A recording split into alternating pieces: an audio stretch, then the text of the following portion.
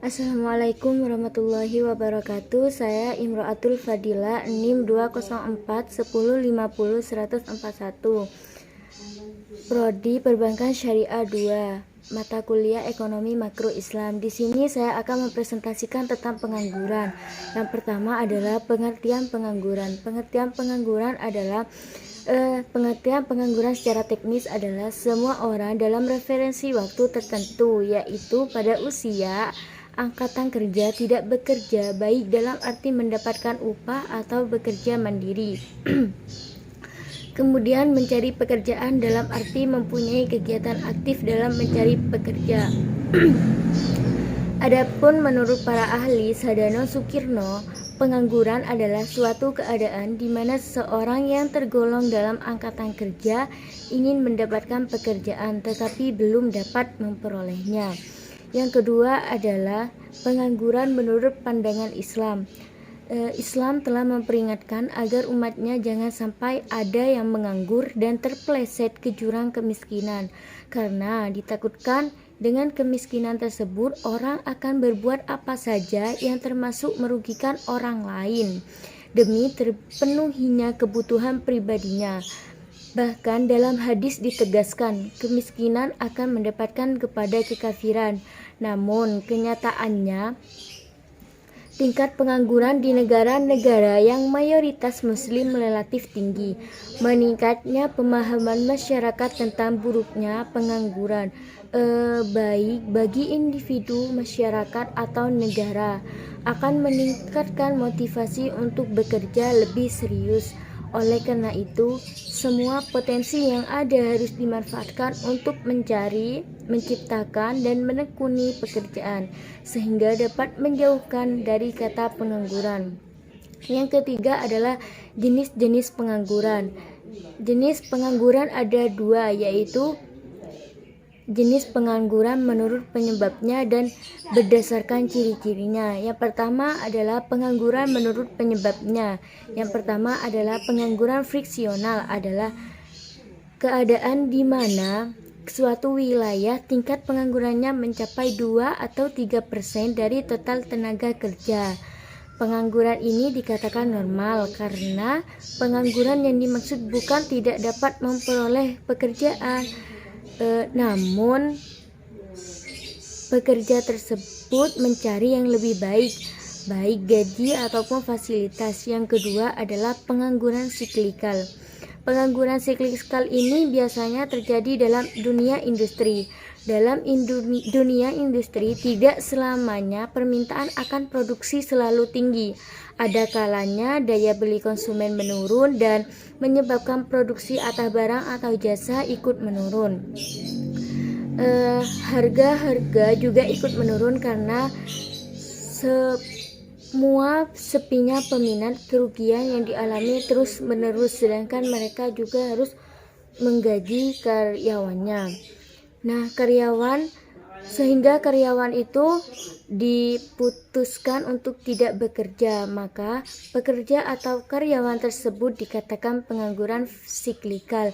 Dan yang ketiga adalah pengangguran struktural. Pengangguran struktural merupakan di mana suatu kondisi munculnya pengangguran karena perubahan struktur dalam kegiatan perekonomian pada suatu masa. Hal ini disebabkan karena adanya tingginya persaingan. Yang keempat adalah pengangguran teknologi. Pengangguran teknologi adalah di mana suatu teknologi terus berkembang baik dari waktu ke waktu sehingga pekerja yang sebelumnya dijalankan oleh manusia lambat laun digantikan oleh teknologi yang disebut robot.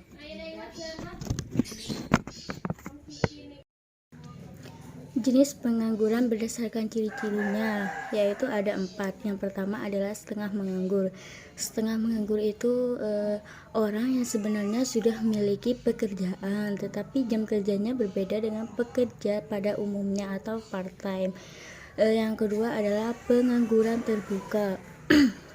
Pengangguran terbuka ialah di mana suatu situasi angka ketersediaan pekerjaan lebih rendah daripada jumlah tenaga kerja. Pengangguran terbuka disebabkan karena menurunnya kegiatan tenaga kerja pada suatu waktu.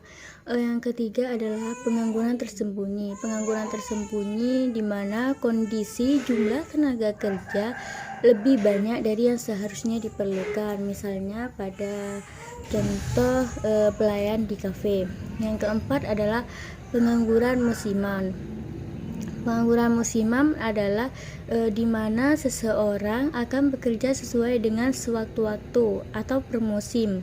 Apabila tidak memasuki masa bekerja, maka orang tersebut menganggur. Contohnya seperti petani. Petani akan bekerja jika musim panen. Jika tidak musim panen, maka petani akan menganggur. Yang selanjutnya adalah sebab terjadinya pengangguran. Yang pertama adalah tidak seimbangnya jumlah tenaga kerja dengan ketersediaan lapangan kerja. Alasan ini menjadi alasan pertama penyebab pengangguran adalah ketidakseimbangan antara jumlah tenaga kerja dengan ketersediaan lapangan pekerjaan. Yang kedua adalah teknologi yang semakin canggih. Majunya teknologi memicu tergantikannya peran manusia dalam bekerja karena teknologi akan lebih cepat dibandingkan dengan manusia. Yang ketiga adalah keterampilan yang kurang memadai bagi mereka yang tidak memiliki pengalaman dalam bekerja akan kesulitan jika mencari pekerjaan. Karena kebanyakan pada saat ini penyedia pekerjaan mencantumkan syarat memiliki pengalaman pekerja atau fresh graduate. Yang keempat adalah kualifikasi pendidikan yang kurang sesuai. Penyebab lain munculnya pengangguran disebabkan oleh kualifikasi pendidikan seseorang yang tidak sesuai dengan permintaan pasar pekerjaan. Yang kelima adalah kemiskinan. Banyak permasalahan pengangguran disebabkan karena tingkat kesejahteraan yang rendah. Tingkat kemiskinan berbanding lurus dengan tingkat pengangguran. Yang keenam adalah PHK massal. PHK massal ini menjadi salah satu alasan penyebab pengangguran yang paling banyak.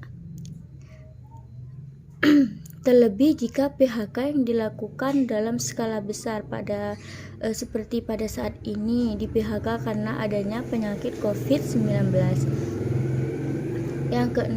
Yang ketujuh adalah tidak meratanya lapangan kerja. Konsentrasi pekerjaan lebih dipusatkan besar di kota besar, sehingga ada sebagian orang pedesaan yang kesulitan untuk mengaksesnya. Nah, selanjutnya saya akan menjelaskan tentang dampak pengangguran. Pengangguran berdampak kepada suatu negara dan individu. Artinya, pengangguran itu berdampak kepada suatu negara atau perindividuan. Nah, yang pertama saya akan menjelaskan tentang dampak bagi suatu negara. Ada tiga. Yang pertama adalah pengangguran bisa menyebabkan masyarakat tidak dapat memaksimalkan tingkat kemakmuran yang dicapainya. Yang kedua adalah pengangguran akan menyebabkan pendapatan nasional yang berasal dari sektor pajak berkurang. Yang ketiga adalah pengangguran tidak menggalakkan pertumbuhan ekonomi. Nah, itu adalah dampak pengangguran bagi suatu negara. Dan dampak pengangguran terhadap individu ada tiga, yaitu berpengaruh, dapat menghilangkan mata pencaharian. Yang kedua adalah pengangguran dapat menghilangkan keterampilan. Yang ketiga, pengangguran dapat menimbulkan ketidakstabilan sosial politik. Nah, bagaimana cara mengatasi pengangguran?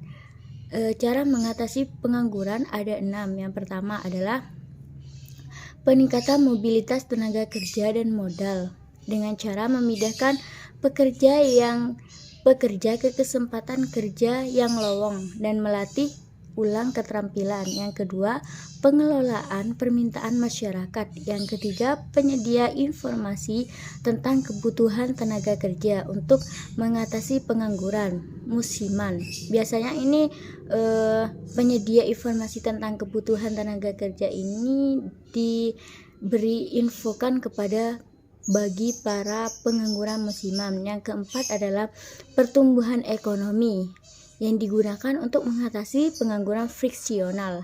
Yang kelima adalah program pendidikan dan pelatihan kerja, terutama yang disebabkan oleh masalah tenaga kerja yang tidak terampil dan yang kurang ahli.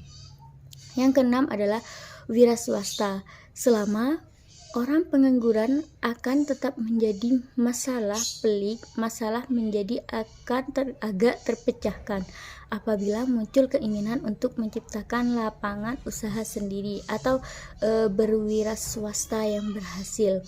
Sekian presentasi dari saya. Apabila ada kesalahan, mohon maaf. Wassalamualaikum warahmatullahi wabarakatuh.